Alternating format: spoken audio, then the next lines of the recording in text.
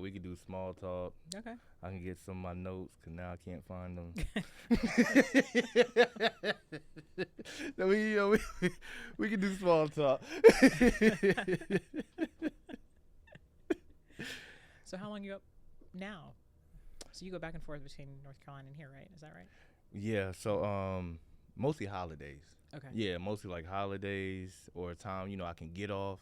Mm-hmm. I can spend more time. It'd be kind of, I feel like it'd be draining if I go like a couple of days and come back, a couple of days and come Yeah. back. But, you got things like the Christmas holidays, Mm-hmm. New Year's, Thanksgiving, 4th of July. You got more time off. And then, yeah, I go down there. Yep, I go down there and I go to Baltimore a lot. Okay. Yep. And I feel like I do that because not so much that I miss it, I just want to hold on to that. Yeah. I came from that. That's a Right. part of me. So, Right. Even though I'm up here and, I'm adapting and I'm growing, Mm-hmm. Learning in real time, I still want to get back to my memories. Yeah. It feel to me, it feels good having people see me and now I'm moving like this. Mm. You knew this person and, you told me where this person could go, Right. but now it's a whole new person. Yeah. Yeah. Same Yeah. person, but it is a better movement. So, Sure. I like to go down there and just celebrate. Yeah. My people brag about me now. Okay. Before, they had excuses. They didn't know what was going on. Right. Right. Oh, no, I didn't see that. Now they quick to tell you what I got going Yeah. on, so, Yeah. Yeah. That's, Oh, that's great. yeah, I feel like we all just love it. Mhm. That's funny. Yeah. I know you said, you got more than roots up here, right? You got roots down south as well, right? Yeah, so both my parents are from eastern North Carolina, right outside of Greenville. Still have a lot of family there. And then my sister moved outside of Charlotte about 8 years Monroe? ago. Concord. Concord right there, too, yep. Yeah. Monroe and Yeah. Concord right there with Charlotte, yep. Yeah. So Concord was where the Speedway is. Mhm. So she lives down there. So we go down a couple times a year. Definitely in the summer, at least once, and then either Thanksgiving or Christmas, sometimes both. So yeah. So no, I love going back. Eventually, I think we'll probably move down there at some point. Oh, that'd be nice. Either retirement or close to retirement, something like that. So we'll see. If you go, because if you decide to go down there, that'd be great because it's a lot of HBCs down there. Yeah. And a lot of them HBCs is young lawyers or young people want to practice some type of way in law. Yep. So now you go down there, they see you and they see who you are. Yeah. Oh man, that's gonna be more motivation. Yeah. Definitely. More, because Joe, down south, I know I don't know if they really in Connecticut. Is it HBC in Connecticut? No, there's actually an interesting story about one that Oh, that could have been could have been in bigger than Yale, but it got shut down. 1800s. It could have been, It yeah. could have been. There's a whole story behind that, but no, there isn't one right now. But you know what HBC is. I know you know that. It's a lot of them down in NC. I'm talking about you got what, 2 in Raleigh, you got 1 in Fayetteville, you got 1 in Greensboro. You got, I think it's on Eastern. I don't know about Eastern Carolina. No, because ECU isn't. Is there Asheville area? I don't know if there's one out there. Yeah, there's a number of them. But Greensboro, Raleigh, and Fayetteville, it's like hours away. So you got multiple times. If you don't want to go to this one, you go to this one. You go to that one. You go. And then the way that HBCs is set up, let's say you had a hard time in high school, right? And let's say you finally getting it together, but your grade point average is low. HBC would grab you, but it immediately puts you in tutoring and get you right, and puts you in a better position. So if you do want to go outside of that school and go to like a Harvard or Yale, you're already ready for it. Community college is good, but the thing about the HBCs is more like a family. And sometimes you need that, especially when you're young. I know you're young. So especially when you're young and you making decisions where now I'm designing my future, you always can't call home. Mama might not be able to pick up the phone. But if you got a safety net within that college that you're still trying to gear and, get right, that's one of the best things. So, you going down there and they seeing that's even more. Yeah. That's a better green light for him to just keep going. Are we recording or you didn't put? We're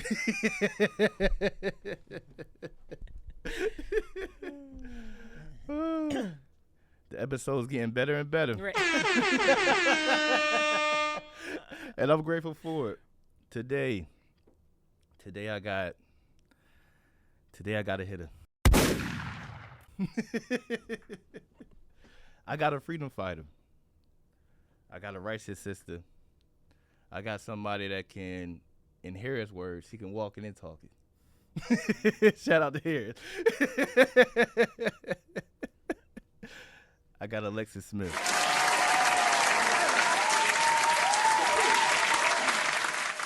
How you doing today? I'm good. It's a beautiful day. I'm excited to be here. Thank you. Thank you for coming. Thank you for your time. And thank you for having a conversation with me where we can, bring something to the table. And when I say freedom fighter, of course, we know about Malcolm, we know about Martin, we know about Rosa, Angela Davis, Maya Angelou, we know all these people. And it's one thing to, read somebody and, watch somebody. And there's another thing to see it in real time. And then there's another thing to see it in your backyard.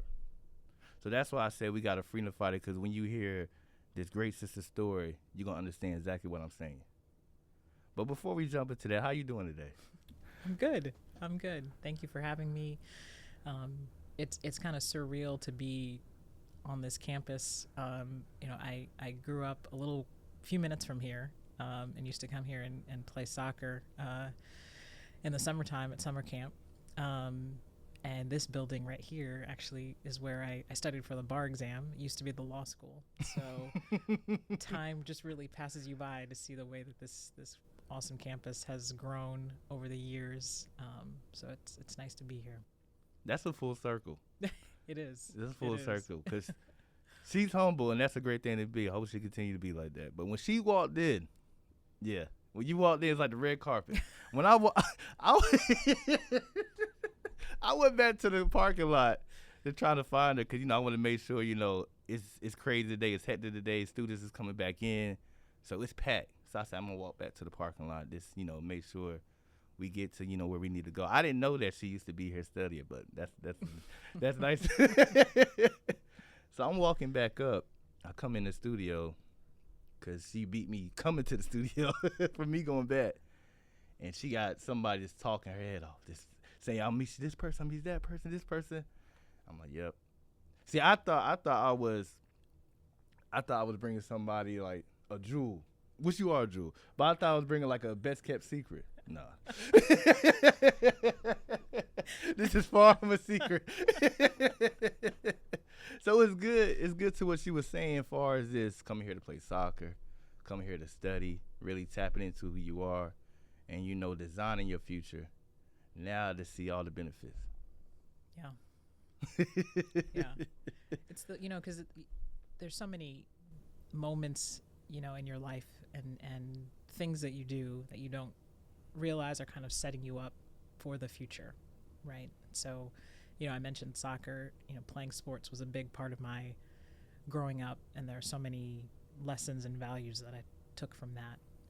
And then if you fast forward, 20 years after that, being able to have, kind of the discipline that it took to get through school, study for the bar exam, be a lawyer, all those practices, really come together in a way that you don't necessarily see as you're going through it in the moment. So definitely grateful to have had all those experiences. Thing about, I feel like the thing about experiences, regardless of the good or the bad, you're just going through it. And then when you get that time to reflect and you get that time to get past that certain part of your process, you enjoy it more. Mm-hmm. And, by you being, a woman, by you being African American, I know you dealt with a lot, especially when you bring them that bar. And we was talking about it, behind the scenes about the bar. With the bar, I seen this in Forbes, and you can probably Google it, see the same thing. It's only 5% of Black and Hispanic lawyers. Boo this man! But if you think about how the world is set up, and I said this before on the podcast, think about how the world is set up, black and brown, the deepest races. So while you was coming through this journey and you was doing everything that you set your heart to do, and now you're doing it, how was it dealing with that racial tension, that sexism? All these darts coming at you, and you just trying to stay focused on something that's bigger than you. Yeah. So I think one thing that helped me a lot is the different communities that I was able to form and be part of. So, law school is hard. Yeah. It's hard from the very beginning. And there are, different kinds of experiences that you have that are hiccups. And having, a community like, many law schools have a Black Law Students Association. And so that in my law school was really, really important to be able to lean on each other, and also lean on some of the other minority bar associations that were part of our law school. Mm-hmm.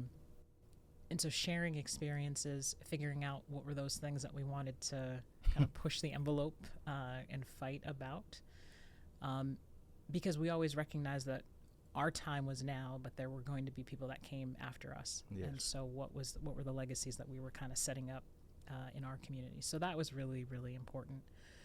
And I would say that has become even more important since I've been a lawyer than when I was in law school.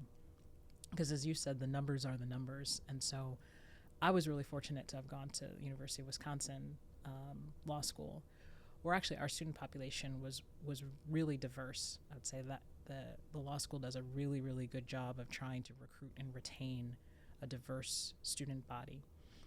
And so it was a stark contrast when I entered the profession here in my home state of Connecticut. It's very different. Like you said, less than 7%, 5% in Connecticut in terms of the lawyer population are people of color. And so having that community has been even more important since I've been out of law school and been practicing.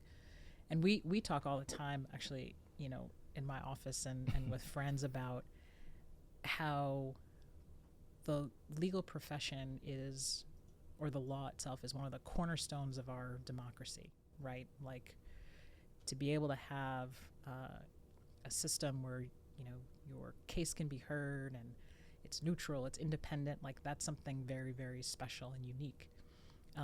But the way that it was also designed has deep racist roots and undertones and deep tones of exclusivity.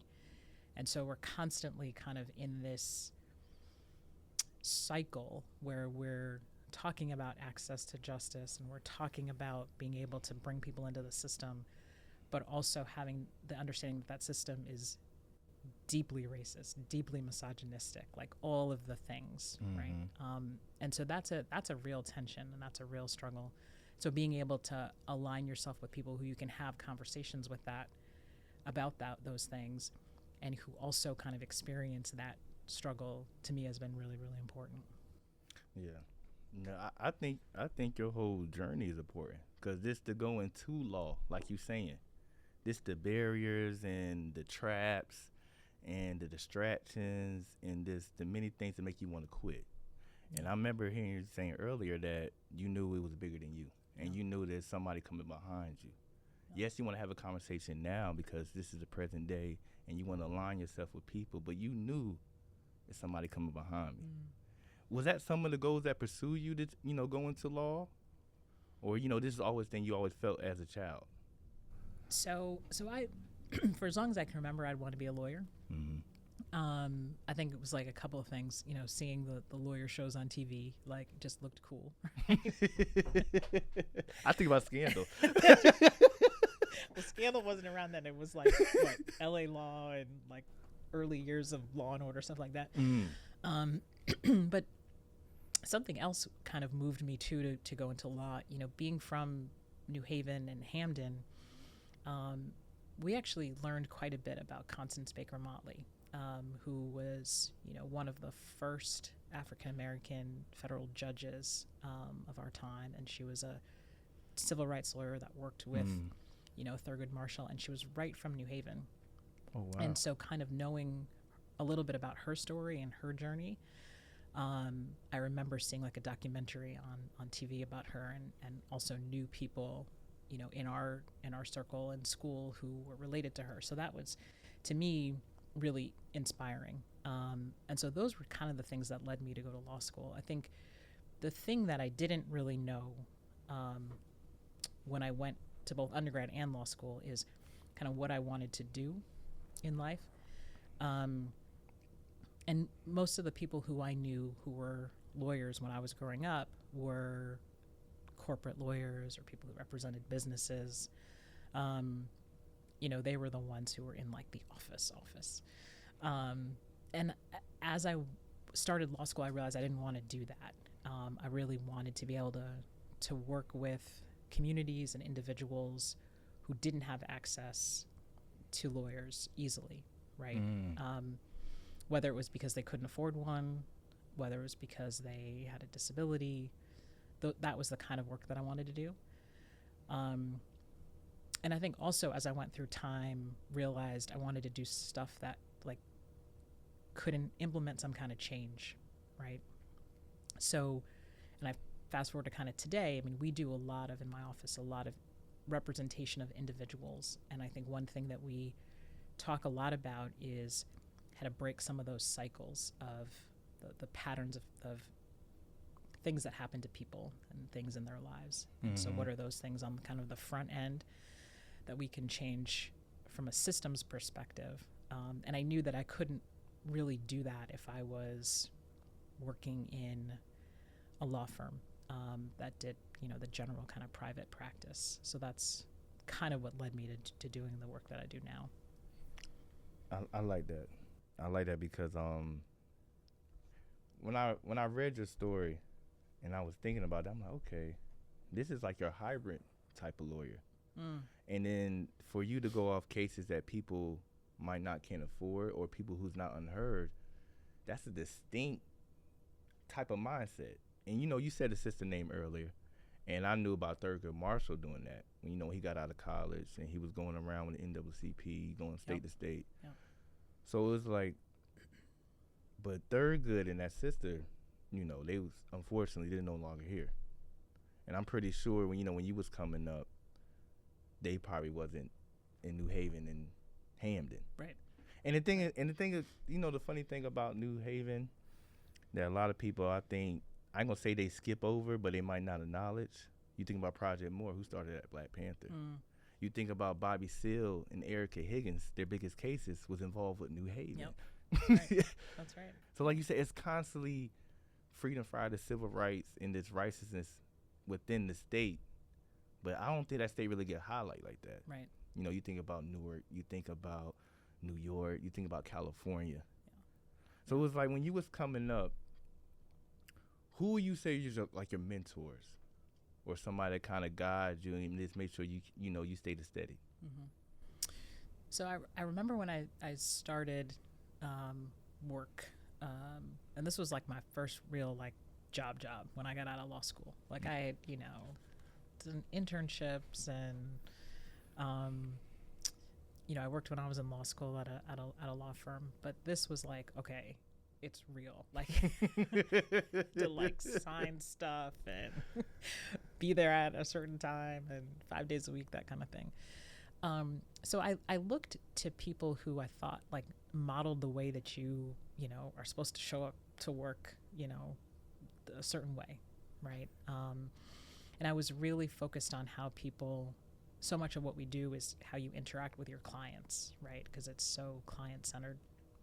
And so I tried to find people who, to me, how did they interact with clients, right? So those were a lot of, lawyers in the office that I worked in, which was Greater Hartford Legal Aid, so another legal aid program, some of the senior attorneys there.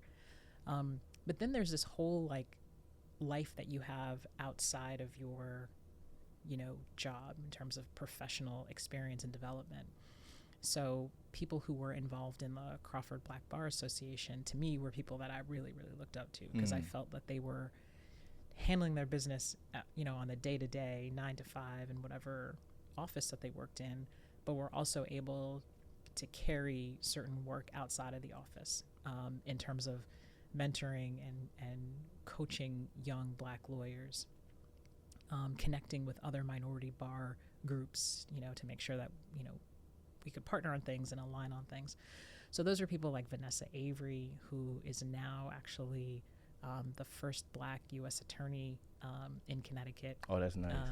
And there's people like Moy Ogilvy, who is a partner in one of the largest law firms, here in our state, who I felt like, gave me a lot of guidance on how I wanted to be in the profession, things you had to navigate as a young Black woman lawyer in a profession like we've talked about that is, predominantly white, and, how to kind of move into different positions in a way that you also never forget about, those who are around you and those who are coming behind you. So those were two folks. And then a law professor here, actually, at Quinnipiac, Professor Marilyn Ford, who also gave me a lot of different opportunities in terms of being able to facilitate conversations, always inviting me to stuff, like one of those people, like, you've got to get to this dinner, you've got to go to this reception. So I appreciated that, because it's very easy, I think, when you first start, to just be focused on, I've got to do a really good job. Yeah. For a number of reasons, right? I want to do well, but also I know I might be the only Black attorney in this particular office or doing this kind of work. And so it's very easy to get caught in the day-to-day routine and forget about those other things that can also help you develop as both a lawyer and also as a person. So I always appreciated those were three people that definitely did a lot for me coming up. That's nice. Yeah, that's nice. And then you said the Black Bar. Yeah. Can you go a little bit more about it today? Is that still going on today? It is. Okay. It is. So this is the George Crawford Black Bar Association. And many states have, we call them affinity bar associations. And so they're a place where people from different groups can just gather together, like I said, lean on one another, and talk about things that are happening within their profession for them. But we also do a lot of social gatherings and other kinds of professional development. So I got involved kind of right away when I was a young lawyer, and became kind of in the leadership for a little bit. And some of the programming is really amazing. I mean, they've been able to bring judges together to talk about, what it takes to become a judge, right? Everything from, what is the application process? What does all that look like? But also, what are those things that you can start to think about now as a newer, younger lawyer, if that's a path that you want, to take. They've also brought a lot of different kinds of lawyers together to talk about, their work as well. So people have a sense of, okay, right now I might be a public interest lawyer, but if I wanted to transition to doing corporate law, like, this is the path that I would have to think about and take, or this is the kind of work that you do. So a lot of those kinds of things. But we also do a lot of fun stuff. So let's talk about it. I like fun stuff. I like to learn to have fun. I think some of the most interesting fun things that we've done over the years, or that I've attended, have actually been celebrations. So when we have had members who have gotten promoted to being a judge, or promoted to being partner, or things like that, the officers a lot of times will get everyone together and say, hey, we're going to celebrate, so-and-so for this big promotion, because we want to make a big deal out of that. So that's been cool. We have a summer outing that the association does at a local, it's like a campsite, but it's, pool and miniature golf and lots of food and all that stuff. So it really is a combination. And then they will also co-sponsor a lot of things with, the Hispanic Bar Association, or the Asian American Bar Association. So there's a lot of collaborations that way too. Yeah, so it's neat. That's nice. Yeah, It's neat. that's nice. Collaboration. Yeah, and actually, there's the National Bar Association is actually kind of the umbrella organization for all of the black bar associations. So a lot of folks are members of that, and the NBA will have their own annual convention, conference, their own programming, and they're usually regionally based. So there's like a New York chapter that kind of covers most of at least the tri-state area, and then there's a southern region as well. So there's kind of lots of opportunities to be in community that way. That's nice. That's nice. If you can, I don't know if you can or not, but if you can, what would you say is the case you're most proud of? Like from the beginning to now, what case do you think of? You be like, yo, I'm most proud of that because we came out, came out that storm. Because I imagine that process, fighting and pulling evidence and doing research and interviewing people and your client. I know that's a lot. I think there's been a couple, and they're similar in nature. When I was practicing, I don't practice that much anymore because of the position that I'm in. But when I was practicing, I did a lot of education cases, and so those were either kids who needed certain services in schools, and either they weren't getting the service for a variety of reasons, or they hadn't yet been identified as having a disability and needing services yet. So for the kids who weren't getting the service, there's a whole process that you can go through to make sure that the school and the school district provides what they need. And then for kids who haven't been identified, again, there's a whole process for getting kids identified and then getting them the services that they need. But the other kind of case that I did a lot of were expulsion cases. So that is where kids had allegedly violated a school policy, and the school was moving to remove them from school for a period of time. And in Connecticut, expulsions are anything that's longer than 10 days. So you can suspend the kid for up to 10 days, but anything longer than that is technically an expulsion. And under Connecticut law, you have to give the student and the family a hearing if they want. So I did a lot of those hearings, and I would say the cases that I was most proud of, almost all of my, because I represented mostly kids who were in urban areas, so Hartford, East Hartford, Manchester, 98% of the families I represented were people of color. And it was really hard for me in the beginning to navigate representing those families in front of decision makers who were often almost exclusively white. Yeah. And I would have to, the hard part of navigating that was listening to sometimes the decision maker chastise my client, and it's a child, right? So coming down on them in an open setting, right? So in front of their families, in front of me, in front of the attorney that represented the school, and just so in an unhelpful way, not appropriate, not to mention that.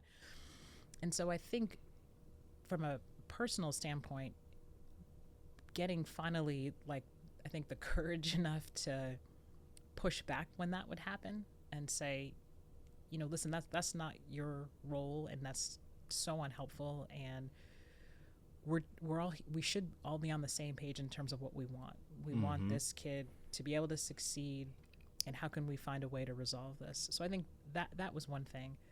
I think the other thing that I think about a lot too is just the outright wins sometimes we would be able to get with families, because it showed me a lot of times the difference that a lawyer can make, because it was very clear that if we weren't involved in those cases, those districts or those schools would just rubber stamp those expulsions. Right? there wasn't a lot of like curiosity around what really happened. There wasn't a lot of curiosity in trying to get the kids or the family side of the story.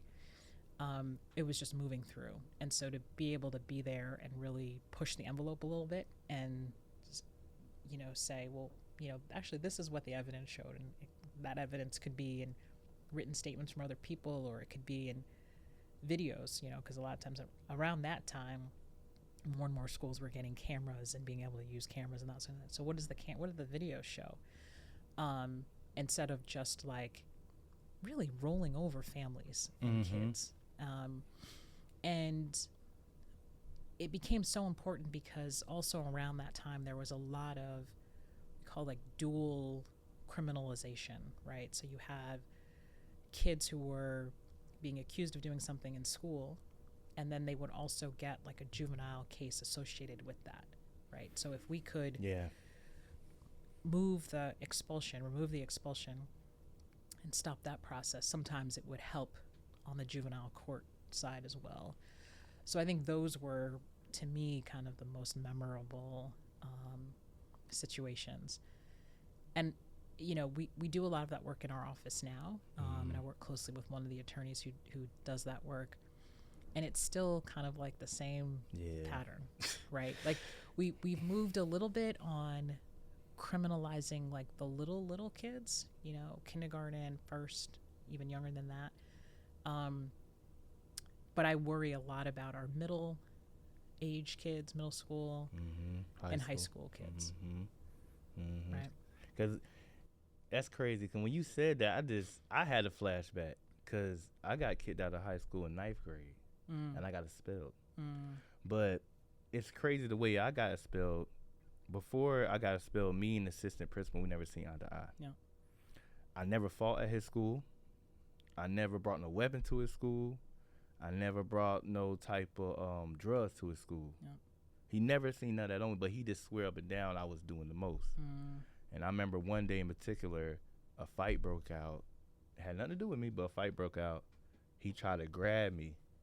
He pulled me back. So, you go on defense then. Yeah. I turned around, pushed him off me, swing. I sent the swung, but, I'm young, 14. Right. Swung, hit him. He pressed charges on me. Not only did he press charges on me, he made sure I got expelled. We didn't have a lawyer, to what you're saying. Yeah. And then it came to a point where it's like, okay, you're kicking me out of this school to send me to alternative school. That's what they call it down south, alternative school. How is this going to help? How is it, like you said, how is this going to come to the point where I'm in a better situation? Yeah. How am I really learning? Right.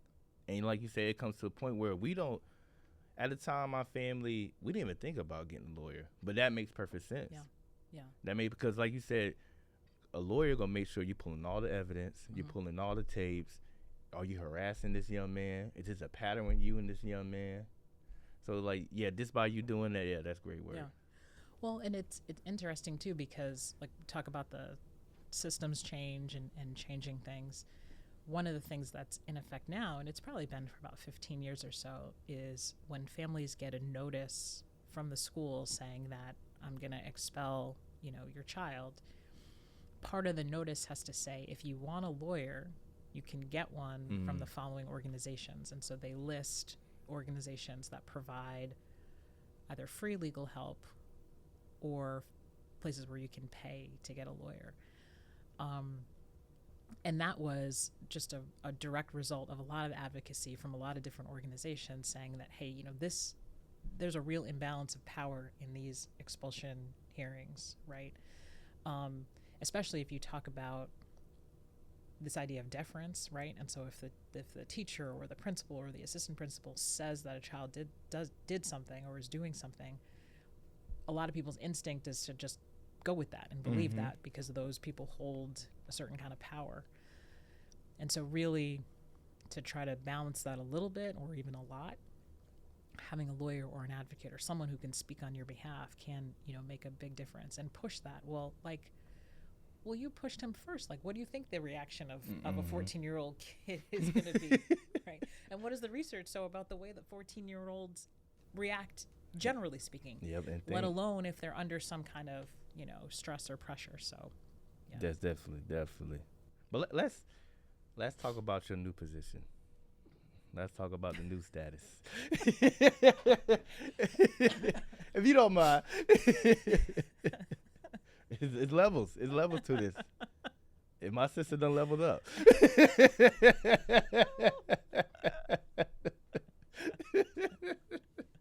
Congratulations to her. Ain't nothing wrong with that. You deserve it. You deserve it. Thank you. Yeah, so I've been in this role now, oh my goodness, about 7, almost 8 years. So as the director of New Haven Legal Assistance. So I'm really proud to say that we're one of the oldest legal aid programs in the country. We're celebrating 60 years this year, actually. Oh, wow. Yeah, so we're in the middle of 6 events that we planned. We just came off a really huge community block party that we had right in New Haven on Gough Street. Oh, that's nice. So yeah, our idea was really we wanted to just bring the community together and offer just a bunch of activities and food, and it was a lot of fun. Music. So we did that. That was great. And we have 2 more events after this. So I'll be glad when the year is over. It's been a huge lift. But yeah, I started my career. I was a staff attorney at a legal aid program in Hartford called Greater Hartford Legal Aid, and then always continued to live in the Hamden, New Haven area, commuting up there. And then there was an opportunity that opened at New Haven Legal Assistance as deputy director. So I was in that role for about 4 years, and then became interim director for a couple of months, and then became the permanent executive director. So permanent. Yeah, permanent. Well, I'll put permanent in quotes. Not forever, but for a little bit. And yeah, it's I feel the weight of the role all the time, partly because it's I have a staff of 50. Whew. So yeah, making sure that all of the things are in order, the administrative side, the financial side,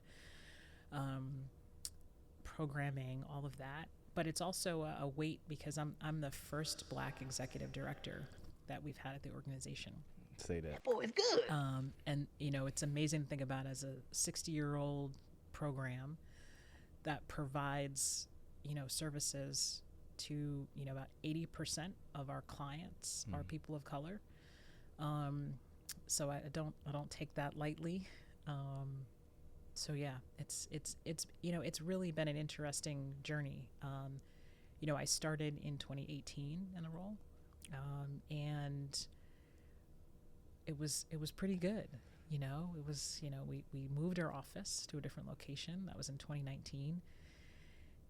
January 2020 started, and we had big plans. We were going to do this, that, and then March came, and it was like, oh my goodness. So leading an organization through a pandemic that no one anticipated, yeah, that was everything.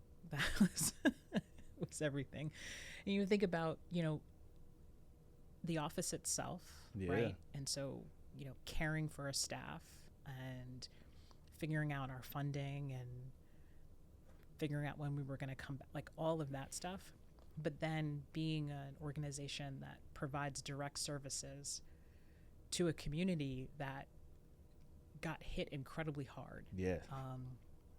From an employment standpoint, most of our clients are low-wage workers, so restaurant industry gone, hotel industry gone, so all of those things.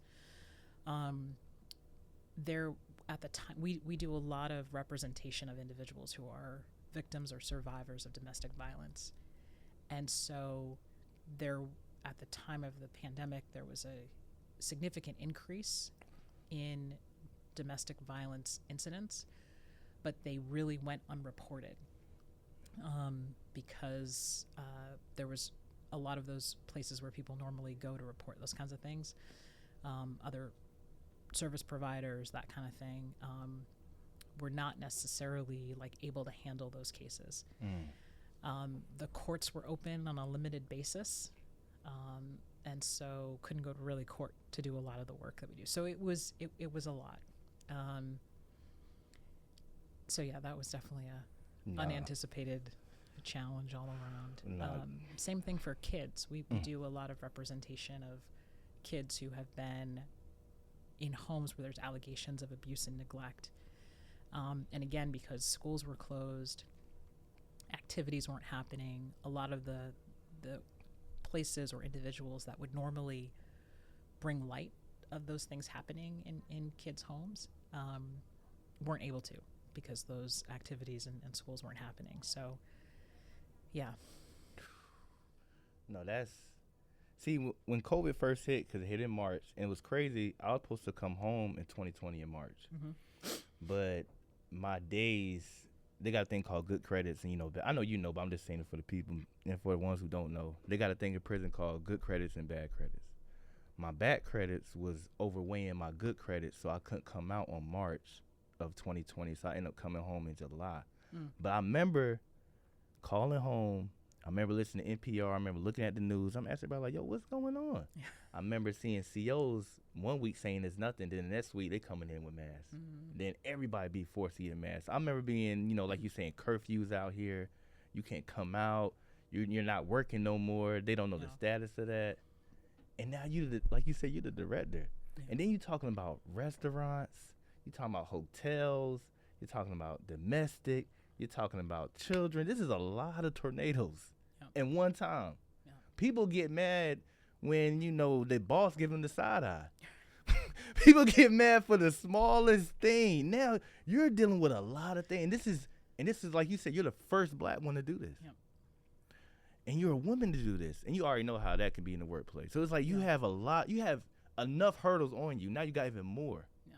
What type of tools did you end up tapping into to navigate through that? Because I know that was just crazy. Yeah.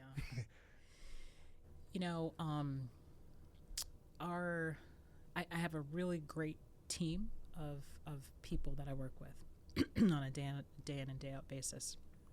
Our management team was really rock solid. So using them and leaning on them was really, really helpful.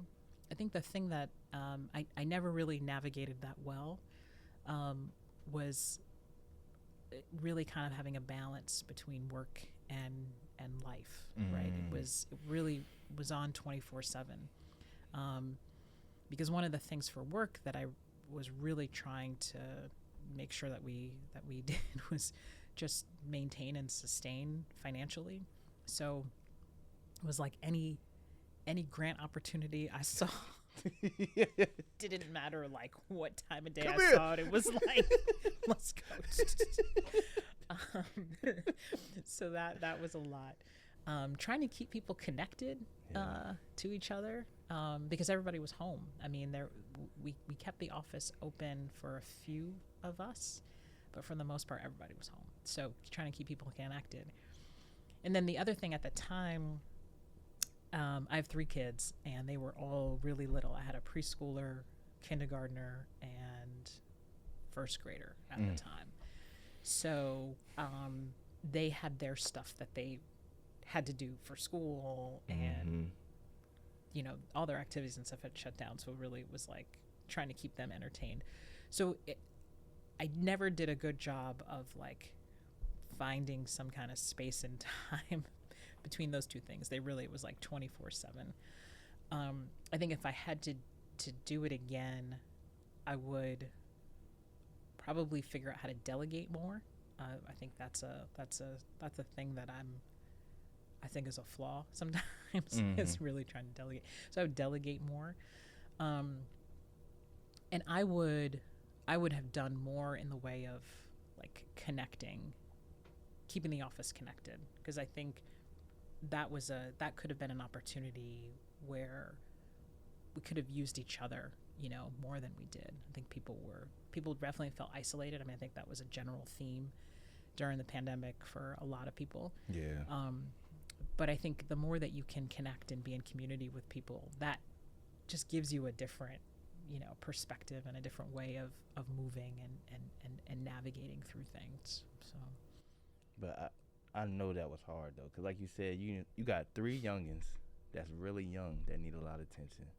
Then the cases we dealing with, it needs a lot of attention. Yeah. Then, when you're passionate about things and you invested in things, you can try to shut it off when you leave work, but it's still there on you. Still there. It's still draining. Yeah. And I do social work as well. I help brothers that's coming home from prison and sisters, and I just try to instill not so much of I know it all or you're doing the wrong thing, but this my mistakes. This is where I messed up at. Yeah. I try to just instill emotional intelligence and personal development. I don't got it all figured out, but this is what I did so far to still survive. Yeah. And I just try to pass that on to the next person. But as you know, and many other people know, that still could be draining. Going Right. back and forth Right. with people or try to instill certain things that I done crashed the same way, and I see you about to crash. Yeah. And Yeah. you still I'm want to trying go straight. grab you. Yeah, you still want to go straight into this wall. So I would ask you, because you established, what advice would you give to young up-and-coming lawyers that want to come into this field? That might look like you, that might not look like you. Just young people, period. The way they grew up and the way we grew up is kind of different. They got more access to online. Yeah. They got more access to words. They got more access to information. So they tapping into these things. So they might say certain things of how they feel. And then I know as well, you can tell yourself so many things so many times you start to believe it. Yeah. So it's like, how can you tell them, slow down. Just slow down real quick. Let me tell you this before you Right, jump. when you jump off of that cliff. Just dive off the deep end. Let me just tell you this real quick. Yeah, I mean, it's interesting because I think there are some law schools have reported seeing a decline in the number of people coming in, to law school, and there's all these other statistics about the number of people who aren't engaged with, the bar associations that I was talking about, for example, like the membership and some of these things are down. We've seen a decline in the number of people passing, the bar exam, first time, second time takers. So there's this, I feel there's this a little bit of people feeling a panic and a franticness, if that's a word, about the profession, right? And is it dying? Is it is it going away? And there are all these alternatives. You can look online. You can use artificial intelligence, to solve some of your legal issues. And so there's this worry about, what do we do for the next generation? I mean, what I tell people a lot that are thinking about going to law school is there are so many things that you can do with a law degree, right? You don't necessarily have to be a litigator. So if the idea of speaking in front of a judge or preparing for a trial scares you, because for some people it does, or public speaking may scare you, you don't have to do that, right? There are a lot of politicians who are lawyers and got certain skills in law school, right, that helped them. There are a lot of people who own their own businesses who are lawyers who gain certain skills. So I think that's one thing that I would tell folks is you should see it as a tool to figuring out what it is that you want to do in life. And you may have an idea about what you want to do, in life for a career, and law school could be a way of helping you to do that. I would say for people who know that they want to be a lawyer and they want to go to law school because they either want to be that litigator or they want to do whatever. I mean, I think it's important to just read a lot, right? Get used to being in a book, because that's just such a big part of school generally. So from an academic standpoint, that's something that I always tell folks. I think the other thing is using every opportunity you have in law school to connect with different things. I was one of those students that every time that I saw one of those posters about somebody coming to speak on an interesting topic, I always went to that lecture, right? And it was just a way to learn something new, meet other people who might be in the room, meet the panelist if you got that opportunity, right? That'd be nice. Because you never know where that's gonna lead. So I think those types of opportunities And there actually have been a few programs that have popped up over the last few years that are kind of directly targeting folks who are in undergrad who think that they want to go to law school, like helping them to prepare for the LSAT test, which is the admissions test that you need to go into law school. But the other thing that's nice about a lot of those programs is they're also doing kind of a wraparound approach too. So helping you with your application, so helping you with the personal statement, helping you with interview process, these are the ways to answer questions, those kinds of things. So I think finding those kinds of resources can be helpful too, because those are also exposing you to people who are currently lawyers, right? Yeah. So making those connections, whether it's that may lead to a job or just may lead to a reference or lead to the invitation to the golf tournament, even though you don't play golf. Like that networking though. Right. Those kinds of things. Yeah. Nah, I was talking about it at work, but it's networking. Networking can get you so many places that you can never thought you can get before. Yeah. But like you said, it's as simple as this. I don't play golf, but I know who's gonna be there. Mm-hmm. I don't know everything about this man's saying, but I always hear this man's name or her name. Yep. Let me show and see, what he's talking about. Yeah. That simple step. This jumping out there, not being stuck in your head. Mm-hmm. About that bar though, I want to talk about the bar because like I was telling you behind the scene, I know future lawyers because they're gonna be lawyers. So I know future lawyers that's trying to be lawyers, and I know one of the hiccups or one of the things that can kind of beat them up is that bar. Yeah. I know one future lawyer in particular, they done took the bar, not even trying to be funny, but they done took the bar like 2 times. Yeah. And it's one thing to be passionate about what you want to represent and what you want to do and know how you want to carry your future, but you got one test. Yeah. And then you might have a mentor or tutor telling you, you got to do this. But you just seem to can't get around that. So like, what is the one thing you could kind of express to people about the bar and just how to not so much find a cheat code, but just make it work for you? So I dislike the bar exam so much. Like I'm just not even gonna. And it's not even like the test itself. I dislike the idea of it because the idea of it is meant to be a barrier. Yeah.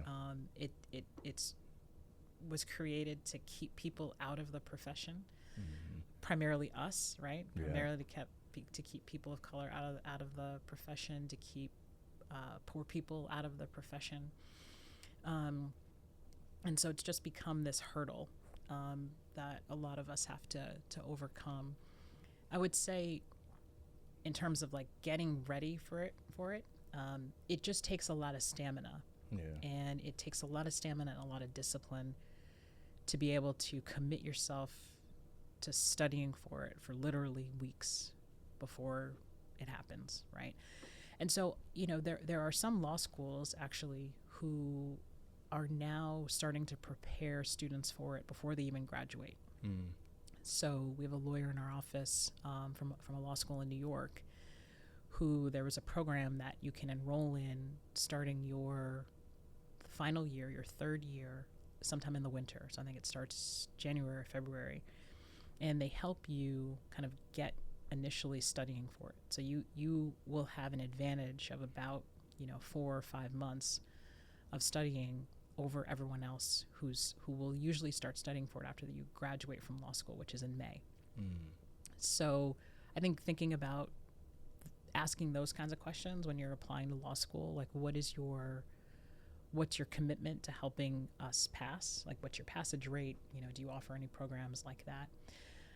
Outside of that, I definitely always recommend taking some kind of class or preparation. Some people have private tutors, like those kinds of things are worth the investment. They're not inexpensive. They're not cheap, unfortunately, but can yield really good results. And some of those places have ways of providing financial aid, if you need it. So those are the things that I, really think about. I hope, at one point in time, we'll recognize that the results of someone's bar exam are not necessarily indicators or predictors of what kind of lawyer they're going to be. Yes. Because there's plenty of folks who pass the first time who do not make very good lawyers. Or, even worse, they're not very good people, right? And so they don't represent the profession very well, right? And so I hope at one point there will be more conversations around that. I mentioned Wisconsin, where I went to law school. That state has a program where if you go to one of those two law schools, so either University of Wisconsin or Marquette, you can be admitted to the bar without having to take the exam. Nice. Right? And I think that has been in practice for many, many years, and I think they've seen really good results around that. One, you can actually start working almost right away, right? And so one of the things that some employers do is they may make an offer to a new attorney, and it's contingent upon passing the bar exam. Or when they start, you can only do certain kinds of things because you're not admitted yet, but you can't go to court without being admitted to the bar. So it eliminates some of those kinds of things that we see. So yeah. One day, Connecticut, maybe. One day. We'll see. One day, Connecticut, the tri-state, the United States. Because like you said, a lot of times, we talked about it earlier. It is if you're good at taking tests. Yeah. If you can master taking a test and you can get over that, that don't mean you're a good lawyer. Right. Right. That means you have a skill. Yes. Exactly. You have a trained skill and you know how to get where you need to get. Yeah. Right. I feel like lawyers are people like, yourself, Thurgood Marshall. I think about Kim Kardashian father, Johnny Cochran. I think about lawyers like that. Mm-hmm. Somebody who's passionate, somebody who's going to fight, somebody who's not going to give up. Yeah. But if you know how to take a test, I don't. Right. Good for you. Yeah, like, congratulations. What are you going to do now? Right. The school you shouted out, the school you went to, Wisconsin, that's good because I feel the same way. Once you graduate and they put you straight in that field now you get the feel of it. Yeah. A test can't have you get the feel of it. Test can just have you move to the next chapter. Right. So I like that. Shout out to those schools, Wisconsin. And what was the other one? Marquette? Yeah. Marquette. Yeah. That's a trip. Yeah. That's a journey, but. It's a journey. It's a little cold, but. Shout out to them. So, like like we was highlighting earlier, you got a permanent, but it won't be forever. So, what is your future goals and desires that you want to tap into? Yeah. I really don't know. It's interesting because my entire career so far has been in the nonprofit world. Right. So there's a certain way that I think, there's a certain way that I move. And it's really about, impacting lives. It's about, systems change. And so I think the next thing will be in that same vein. But I think I'd like to kick it up a little bit and next level it in terms of the change part. Right. So I'm hoping to be able to, be engaged in work that is focused on this community. So New Haven, greater New Haven community, but really about, how do we change not only individuals' lives, but just our communities' lives generally. Right. So, when the next pandemic happens, right, we're in a different place in terms of how we're caring for one another, how we see one another, how we're thinking about laws and rules and policies that we implement, just coming at it from kind of a different way, and I think about it because so much of my work was in education and working with youth and kids. And so, what are those things on the front end that we can do to make sure that we don't, have to have expulsions, we don't have to suspend kids, because we're thinking about what do kids and families need just to be able to live and survive, right? So making sure that like everyone's got a good job and everyone has enough money so that they can have enough food and all those kinds of things, right? And so I think that's like the change that I'm thinking about. Yeah, and that's powerful because regardless of, I feel like all your learning experience comes from the household and your community. Yeah. I can take you out of your community, but it's going to be certain things engraved in you that it's still going to come out. Regardless of the fact you want to accept it or not or admit to it, it's still going to be certain things that come out. Yeah. So you tapping into community and education and nonprofits. And you're part of a nice program, LEAP. Yeah. And see, I'm not from here. You know, y'all probably can hear that, but Just a little bit. Say spoiler. But LEAP, you know, I'm right across the street from LEAP. So, you know, I'm seeing LEAP and I'm seeing young people guiding young people. Yep.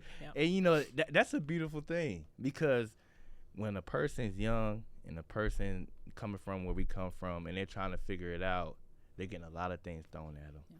So depending on who they can trust and who is the dominant force in their face, they're going to follow.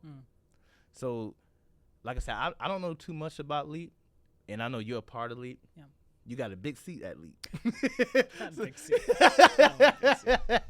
So I like for you to explain it, you know, to the people. No, so I've been on the board of LEAP for a few years. It's a really amazing organization because the model is, just like you said, trying to give young people the opportunity to lead, right? Starting at a pretty early age, and seeing these kids progress into, you know, from the junior counselor role to the big counselor and beyond. And it really gives them leadership opportunities that they may not get other places and that they can take with them, you know, past high school into college. And some of the LEAP graduates are doing, you know, unbelievable things. So it's a year-round program. There's a lot of programming that happens during the school year, from literacy and math tutoring to other kind of after school, whether it's sports or arts programming, that kind of thing. It's got a big commitment to teaching kids how to swim, which is huge for the African American community. Yes. Kids of color have the highest rates of drowning incidents in the country. I don't know what the actual statistic is, but it's much higher than white kids. So giving kids that swimming and I think it's called water safety awareness is huge. And so most of the kids learn to swim either throughout the year or over the summer. And so the summer program is about 6 weeks, and it's housed in different schools throughout New Haven. So there's different neighborhoods that are assigned to different schools, and so kids from those neighborhoods are able to go to those schools throughout the summer, and culminates with a couple of different events. Actually, last week or the week before, I went to the performing arts event, which was amazing. Everything from dancing, the spoken word, nice. some singing. It was a lot of energy. A lot of energy. Like, so yeah, no, it's a great organization. But I think the leadership skills that the kids gain from that program are really, really phenomenal. And it's everything from just basic responsibility, right? Like you got to get here at a certain time, and you're responsible for this group of kids, and you're listening to, you know, different professionals in different ways. At some point, I forget what age they start, they do a trip down south to take the kids to many of the HBCUs so they can see the schools. Which is, you know, something a lot of kids don't get to do. You know, a lot of kids, those college tours and college visits, I think, you know, some kids who are in certain socioeconomic status take that for granted. They take it for granted that, the summer before my junior year or my senior year, I'm going with my parents to see all these different schools. Like, a lot of kids don't have that opportunity. So giving these students, these kids, that opportunity is really, really huge too. It's a great thing. Yeah, it's a great thing because I feel like our mind is always sponge, but when you young like that, you're absorbing a lot. Oh yeah. Because you want to know a lot. Yeah. Your mind, you're not so much prone to the guidelines. You still rebellious. Yeah. You still trying to find your identity. So you're taking so much in. So for y'all to get them at that age and kind of just prep them and then let them work, that's a beautiful thing. Yeah. That's it. Yeah. But speaking of young people, because I know I can go all day. I can go all day with this great sister, but I don't want to take up all her time. But what would you tell younger Alexis Smith if you had the opportunity to talk to her? Oh my goodness.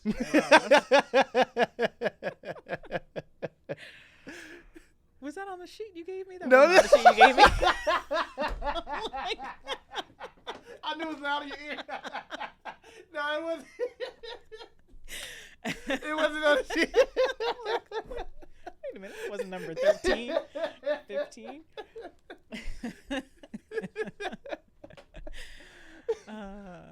And I laugh loud, so that's why I took the headphones off, because I don't want to be yelling at her. That's funny.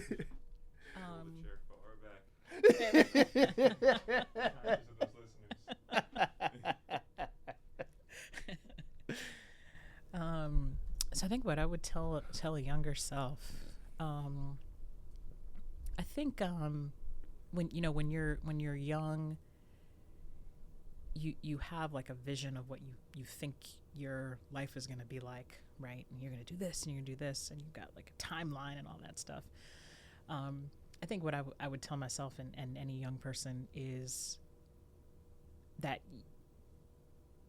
you have to roll with things, and you really have to be flexible, because there's going to be like little bumps and big bumps that you just don't anticipate, and you have to be able to respond in a way and pivot in a way, whether it's in school, whether it's in your job, whether it's in your personal life, like whatever it is.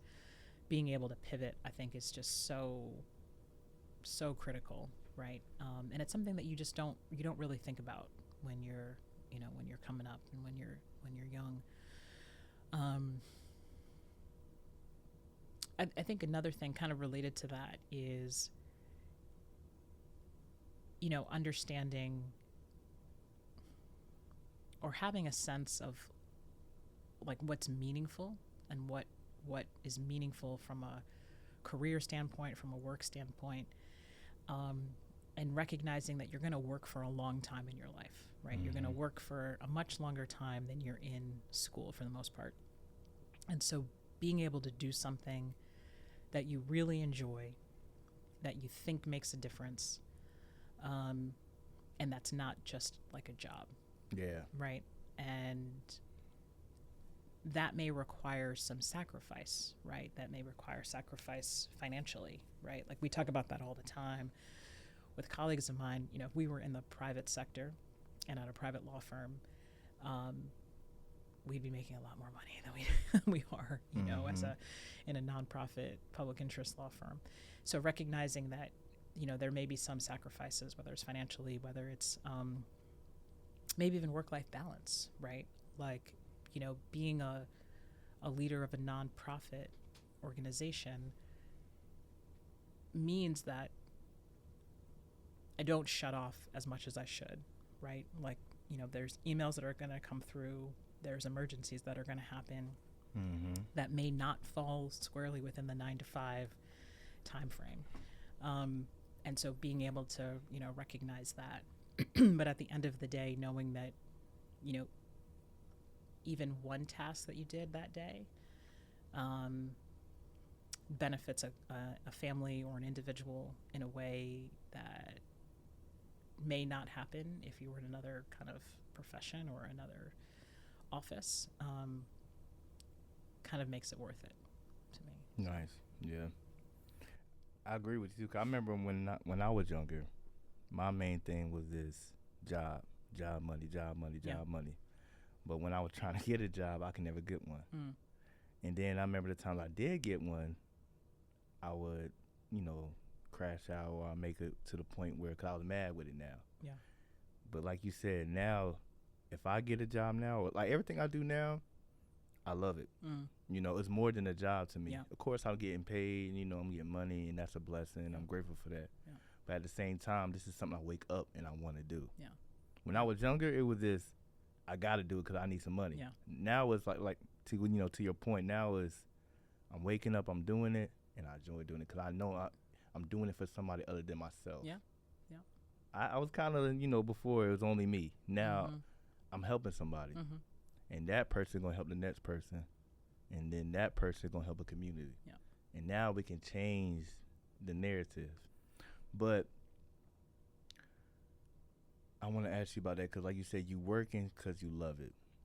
So you got somebody who's been a lawyer, for years. You got somebody who went through college and law school for years. What kind of way you notice that lets you know that maybe I need to make my exit plan? And this how I'm going to make my exit plan. And how can you prepare yourself to leave law? Because you've been doing it, like you were saying, we was in college.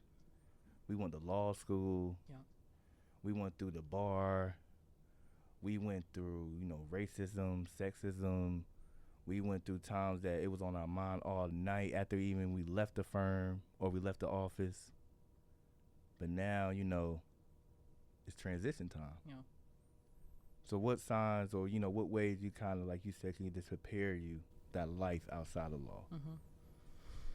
Yeah, I mean, I hope that I can prepare before I feel like it becomes just a job, right? Like before I feel like it becomes just I'm getting up in the morning and getting ready to go to the job, right?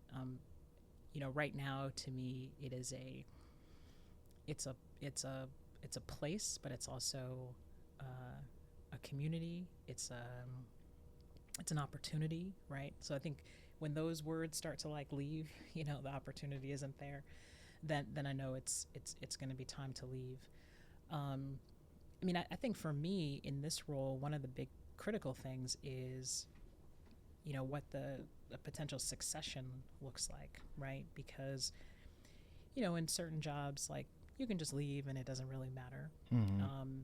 But I feel a certain responsibility in terms of, as a leader of an organization, what should the next leader look like, be? What do they need to embody? What do they need to embrace?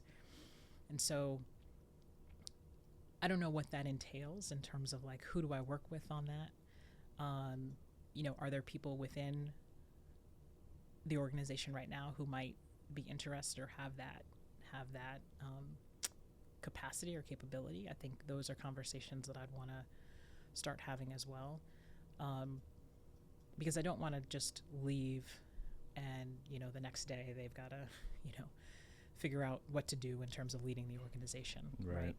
Because I think that can be a really hard transition and tough for everyone involved in the organization, not to mention the folks that we're serving. So I think figuring out what the transition looks like and what the exit looks like, and being really thoughtful and mindful about that is important. Yep. I agree with that. Honoring your intentions. You think about it. I know this ain't law. I'm thinking about sports now, but you think about it. Certain people get forced out. Mike Tyson, towards the end, getting knocked out, forced out. Yeah. Michael Jordan, to the point where he's winded, forced out. Yeah. Right. So like you said, I don't want to be like that. He was on the Wizards, averaging 15 points. It's done. It's done, Michael. Go home.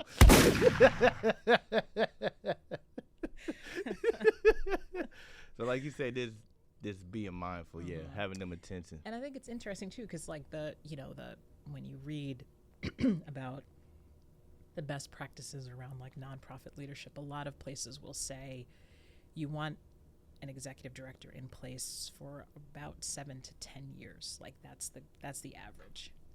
And the rationale behind that is, well, that allows enough time to, implement any changes or hold the organization steady, but it's not too long where the organization gets kind of aligned with one individual, right? Or creates a certain culture that sustains and is only associated with that particular director. And I think generally that makes sense to me. I think if you stay too long, then the culture that you've created can just be kind of enmeshed in the organization. And if it's a good culture, that's great, right? But if it's one that's mixed, or if it's a bad culture, then the responsibility and the onus on the next person to come and kind of undo and fix some of that is really significant and sometimes can't be overcome. So yeah. So I don't want to be Jordan.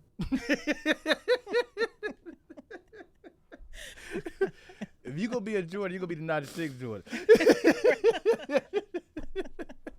The 6 rings. You're gonna be the Chicago Jordan. That's right.